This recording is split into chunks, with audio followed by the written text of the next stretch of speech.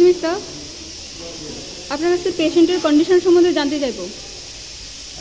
কি হয়েছিল এবং এখন কি অবস্থায় আছে? এখন তো পেশেন্ট আমরা ফিচার কি হয়েছিল শুরুতে? আমি তো ছিলাম না ওই সময়টাতে। এখন আপনি এসে কি অবস্থায় দেখেছেন পেশেন্টকে? আমি একটা রিকোয়েস্ট করবো ম্যাডাম। হ্যাঁ বলুন। এই যে আমি ক্যামেরার সামনে বলছি as a doctor of this hospital, আমি এইচওডি বা এমএস এর পারমিশন ছাড়া আমি কিছু বলতে পারবো না। কেন স্যার? আপনি এখন ট্রিটমেন্ট করলেন? আমার অথরিটি পারমিশন ছাড়া কোনো ইন্টারভিউতে আমি বলতে পারবো না, এটা অ্যালাউ করে না।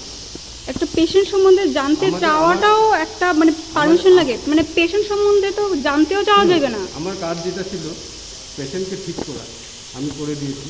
পেশেন্ট সম্বন্ধে জানাটাও কি যাবে না? 100বার আমি কথা বলুন, কিন্তু ভিডিওটাও ঠিক আছে। কেন স্যার? ভিডিও কেন না? কিন্তু পুরো ভিডিও। আপনি কি কোনো মিথ্যে বলছেন যার কারণে ভিডিওতে ভয় পাচ্ছেন? আমি অথরিটির পারমিশন ছাড়া কোনো ভিডিওতে আমি পারবো না। কেন? আমি তো অন্য কিছু জিজ্ঞাসা করছি না, আপনার পার্সোনাল লাইফের কিছু জিজ্ঞাসা করছি, আমি পেশেন্ট সম্বন্ধে জিজ্ঞাসা করছি। পেশেন্টকে ঠিক করে আমি ঠিক করে দিই, ঠিক আছে। আর বাকি কথা বলতে গেলে অথরিটির সঙ্গে পারমিশন নিয়ে তারপরে এমনি 100বার কথা বলতে হবে, কিন্তু ভিডিওতে আমি কথা বলতে পারবো না। চলো, উনি কথা বলতে চাননি, আমি জানি না কেন। যিনি প্রথম ট্রিটমেন্ট করেছেন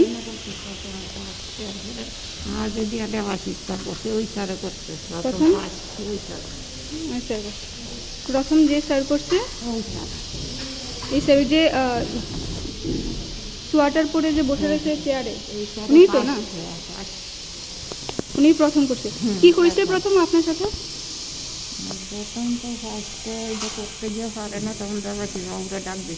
প্রথম দাঁতের ট্রিটমেন্টটা করতে গিয়ে উনি পারেন নাই, পারেনি করতে। তারপর দেবাশিস দে, ডক্টর দেবাশিস দেকে ডাকা হয়।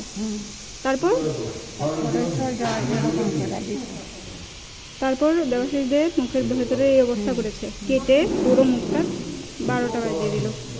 ঠিক আছে,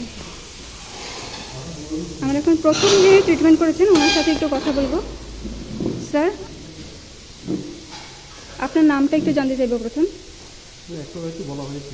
নামটাও কি বলতে পারবেন না? আপনার নামটাও কি জিজ্ঞাসা করা যাবে না? যাবে কি স্যার?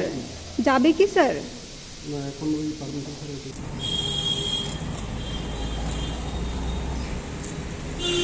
আমার মার দাঁতটা দেখাইতে আজকে নিয়ে আসছিলাম, আগেই দেখাইছিলাম, মানে আজকে ফালানোর ডেট দিচ্ছিল আর কি। তো বাম দিকের দাঁতটা, ডান দিকের দাঁতটা ফালানোর কথা আর কি। তো ডান দিকের দাঁতটা একটা অল্প একটু দাঁত, এটা ফালাই দিব। জাস্ট ফালাইতে গিয়া প্রথম ডক্টর অরুণ দেববর্মা ট্রিটমেন্ট যিনি শুরু করার পর 1 ঘন্টা ওখানে মানে দাঁতটা নিয়ে লাগাইছে। তারপরে যন্ত্রপাতি নাকি নাই, যন্ত্র আনতে আরও 1 ঘন্টা লাগাইছে। এরপর কিছুক্ষণ পরে মানে ওই সময় অ্যানেস্থেশিয়া দেওয়া হয়েছিল। অ্যানেস্থেশিয়াটা নাকি ওই আইতে যে তারা দেরি করছে ওইটাতে অ্যানেস্থেশিয়াটা মানে টাইমটা শেষ হয়ে গেছে।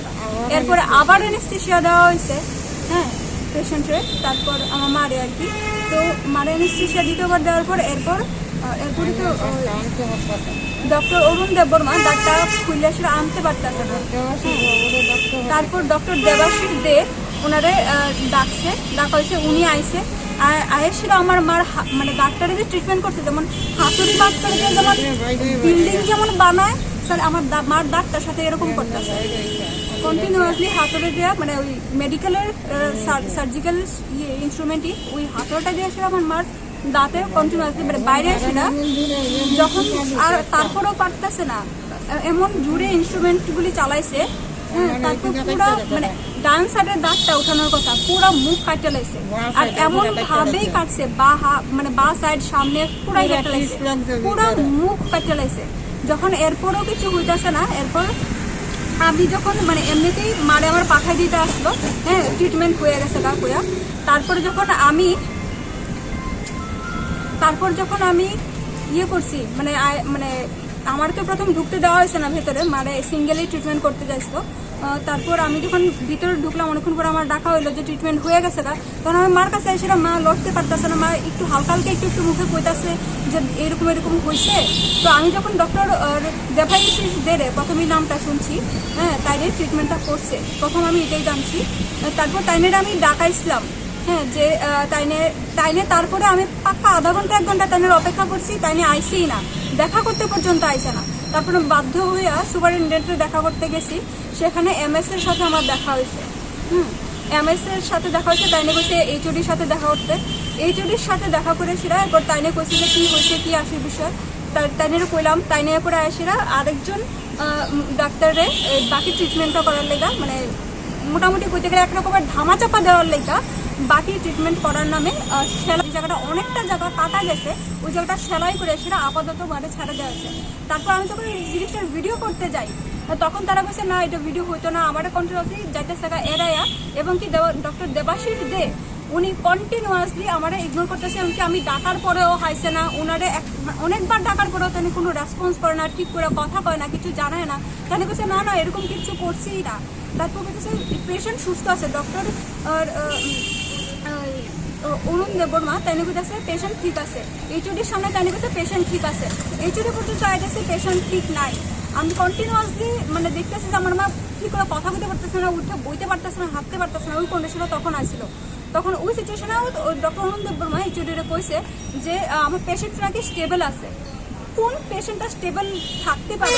আমার মা 60 বছর বয়স এখন, আপনি ধারণা করতে পারেন যে 60 বছরের একটা মহিলার এরকম মুখের অবস্থা, যে মুখটা খুলতে পর্যন্ত পাইতেছে না, 4 ঘন্টা সময় লাগছে একটা দাঁত ফালাইতে, এর মধ্যে শিলি 2টা। আপনি ভাবতে পারেন যে কিরকম অবস্থা আমার এখন মারে আছে। আমি এখন প্রথমত আমি মারে যে নিয়ে যাবো বাড়িতে, ওইটাই ভাবতে আমার অবাক লাগতেছে, আমি মারে কেমনি নিয়ে যাবো বাড়িতে নিয়ে কথা যাওয়ার কথা ভাবতে পারতেছিলাম না।